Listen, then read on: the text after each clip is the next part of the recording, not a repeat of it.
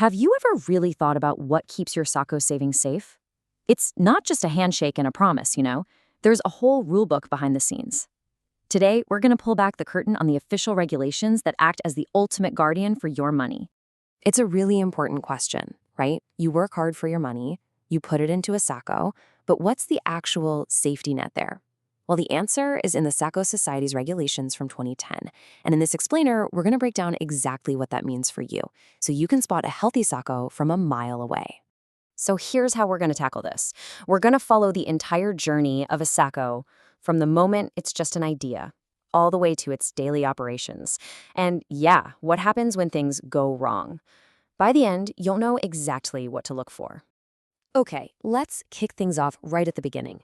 Before a SACCO can touch a single shilling of your deposits, it has to get a valid license from the governing authority.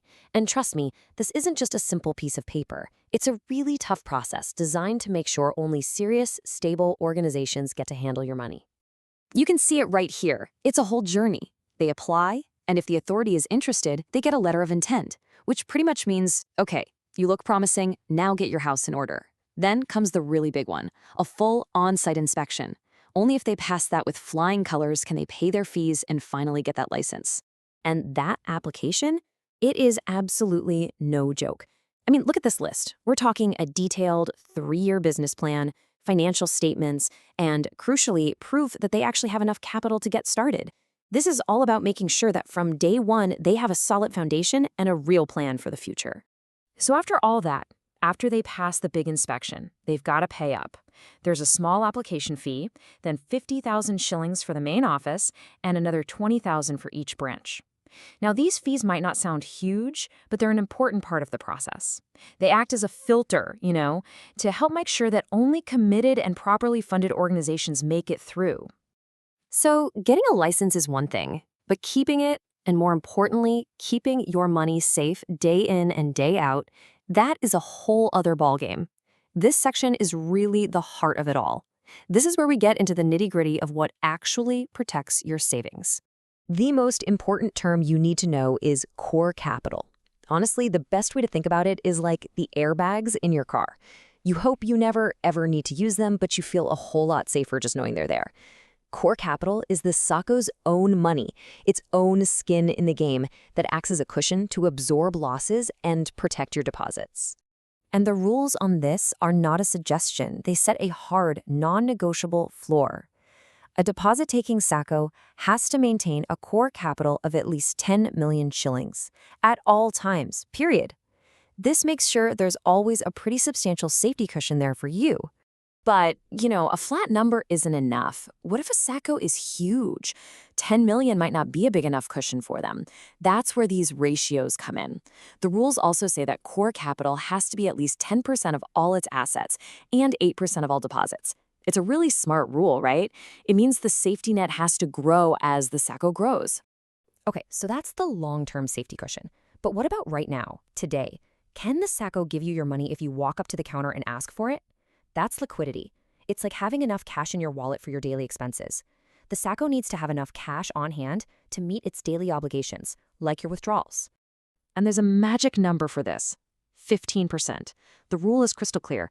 A SACCO has to keep at least 15% of its members' savings in liquid assets, stuff it can turn into cash really, really fast. And what that means for you is confidence. It means you can be sure the cash will be there when you need it. All right, we've looked at the big picture, the overall health of the SACCO. Now, let's zoom in. Let's talk about your money specifically, your shares, your savings, and the rules around how the SACCO is allowed to invest everybody's funds. This is super important to get.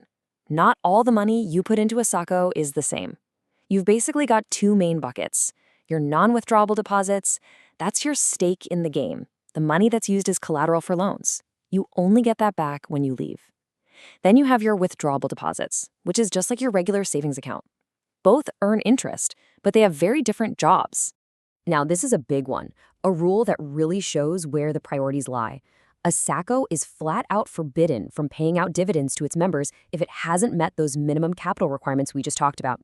Think about it. It's safety first, profit second. The SACCO has to be healthy and stable before it can start sharing out the profits.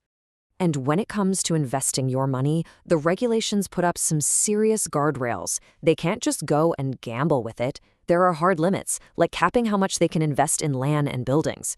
These rules are all about protecting your savings from risky bets and making sure the SACCO makes smart choices. So let's say a SACCO is doing well. It's healthy, it's growing, that's great. But with growth comes new kinds of risk. So the regulations lay out some clear rules of the road for how a SACCO can expand, and maybe more importantly, what it's absolutely not allowed to do. A SACCO can't just pop up a new branch wherever it feels like it, or maybe more importantly for you, it can't just shut one down and leave you high and dry. Any change to its locations, opening, moving, or closing an office, needs to get written approval first. This just makes sure you'll always have good access to your services. Now, this is a really fascinating one. It's a list of don'ts. The regulators are basically saying, hey, SACCOs, stick to what you know. They're banned from things like foreign exchange trading or acting as a trust. The whole point is to keep them focused on their main mission, serving you, the members, not getting into risky ventures. Okay, so we've got all these rules. But what if a SACCO just ignores them? Are there any real consequences? Oh, you bet there are. These rules have some serious teeth. The authority doesn't just send a strongly worded letter. They have a whole range of tools to force a SACCO to get back in line. For instance, if capital drops too low, bam, lending and investing are suspended. Can't maintain liquidity? Okay, you're not allowed to take any new deposits. These actions stop problems before they get out of control. And if a SACCO just won't listen, or the problems get too big to fix, there's the nuclear option. The authority can pull its license. This is the ultimate penalty. It effectively shuts down their deposit-taking business to protect everyone else. And I love this part because it's about personal responsibility. The people in charge can't just walk away from a mess they created and go do it all again somewhere else. This rule holds them personally accountable, which is a huge incentive to run things properly in the first place. So there you have it. These aren't just boring rules on a page. They're the armor that protects your savings. They demand stability, they demand smart decisions, and they demand accountability.